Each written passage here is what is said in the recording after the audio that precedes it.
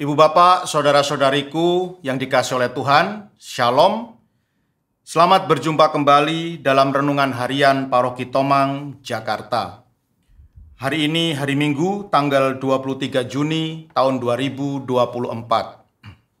Tema renungan kita hari ini adalah menyadari kehadiran Kristus.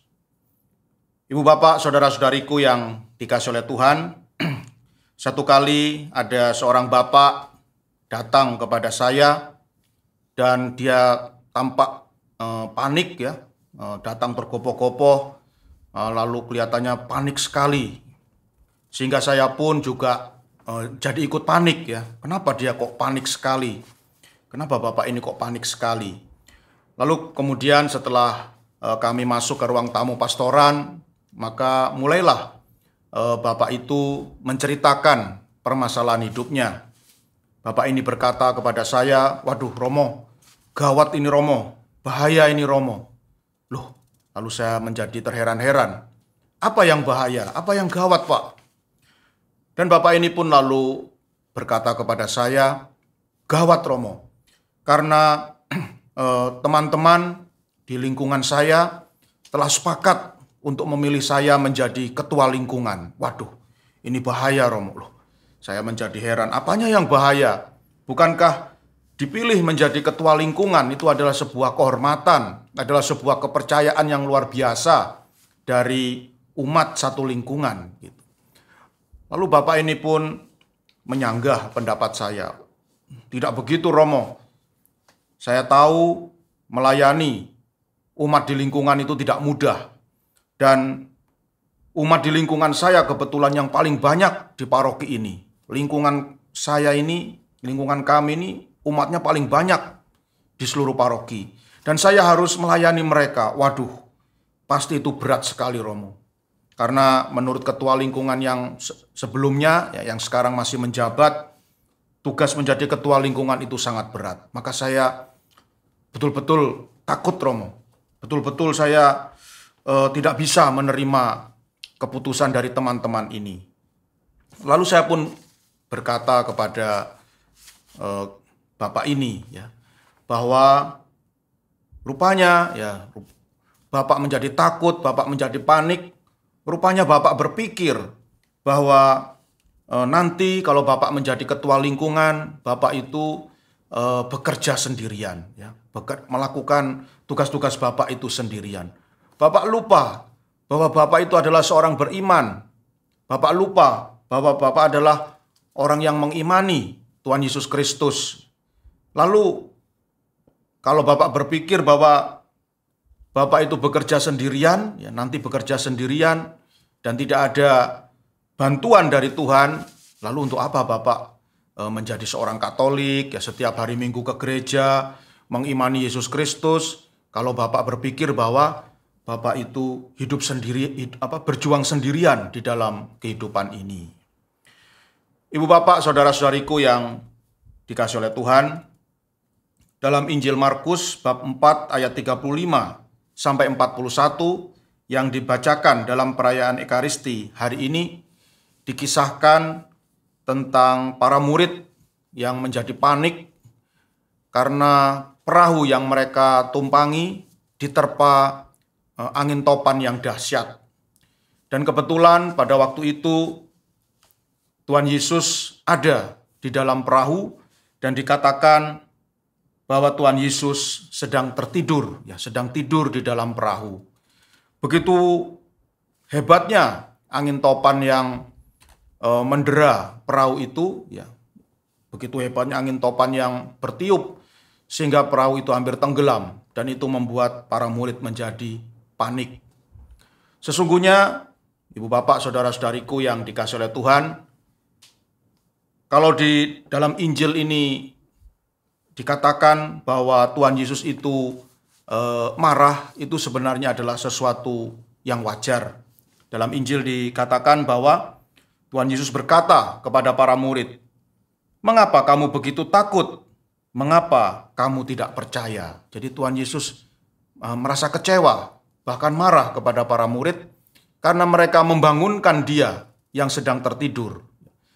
Para murid sepertinya tidak menggunakan pikirannya ya. Jadi seandainya perahu itu tenggelam, ya pasti Tuhan Yesus juga tenggelam ya.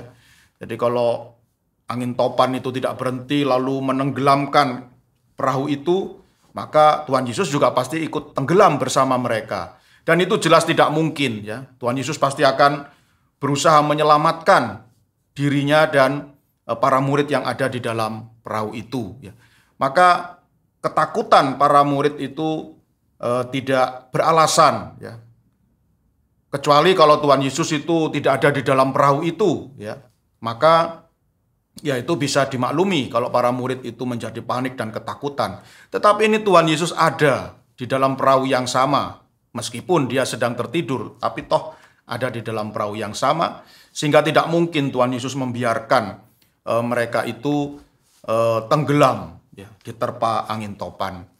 Nah, Ibu Bapak, saudara-saudariku yang dikasihi oleh Tuhan, seringkali dalam kehidupan kita juga terjebak dalam pikiran yang sama. Ya, kita seperti Bapak yang saya ceritakan tadi, juga seperti para murid ya, yang mengira bahwa dalam hidup ini mereka berjuang sendirian, ya. Sehingga kalau mereka celaka, itu Tuhan tidak peduli pada mereka. Nah, ini tentu pikiran yang salah, ya. Karena sesungguhnya Tuhan itu selalu bersama dengan kita, selalu bersama-sama berjalan dengan kita, ya, mengarungi samudera kehidupan ini, menjalani kehidupan di dunia ini. Tuhan selalu bersama-sama dengan kita, dan tidak mungkin kalau dia itu tidak peduli dengan nasib kita.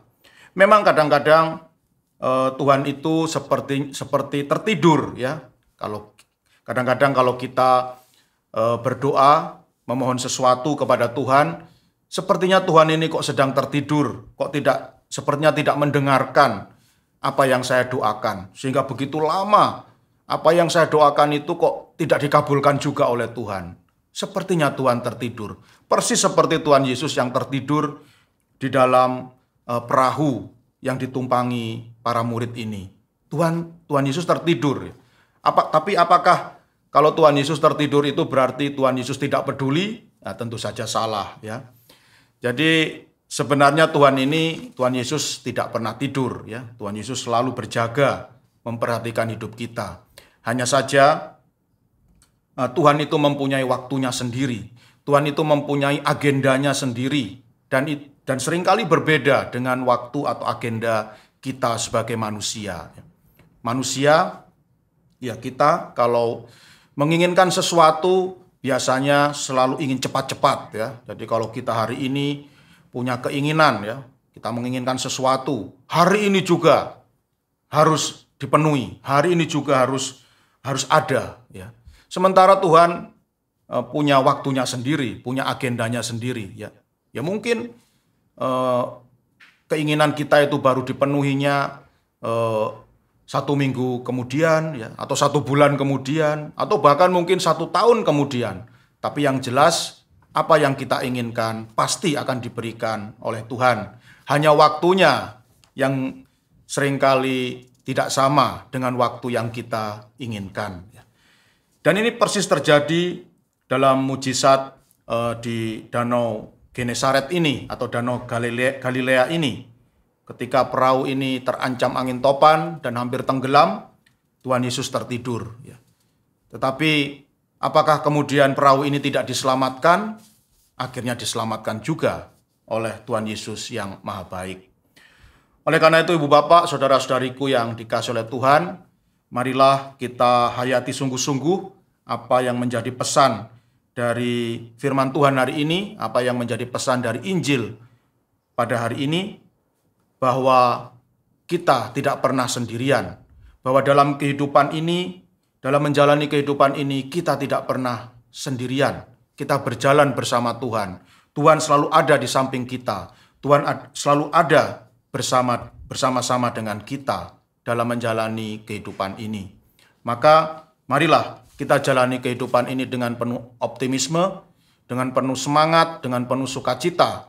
Karena percayalah, ketika kita menemukan kesulitan, ketika kita menghadapi kesulitan dalam kehidupan ini, Tuhan pasti akan turut campur, Tuhan pasti akan turun tangan untuk membantu kita.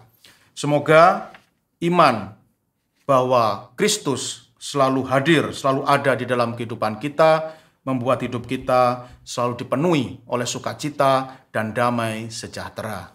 Tuhan memberkati.